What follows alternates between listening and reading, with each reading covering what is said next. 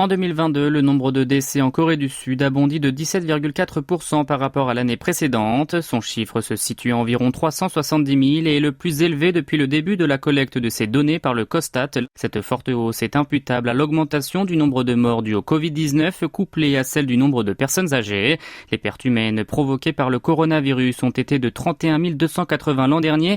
Il s'agit d'environ 6 fois plus qu'en 2021. Il représente 8,4% de la totalité des individus qui ont perdu la vie en 2022. Par conséquent, le Covid-19 a fait un bond significatif dans le classement des causes de décès. En effet, il est passé de la 12e position il y a 2 ans à la 3e l'année suivante, derrière le cancer et les maladies cardiaques. Im Yong-gi, le directeur des tendances démographiques au COSTAT, a estimé qu'à mesure que l'Omicron, l'un des variants du Covid-19, se propageait depuis février 2022, le nombre de morts avait grimpé en flèche les 2 mois suivants, mentionnant notamment la pneumonie, l'une de ses graves complications.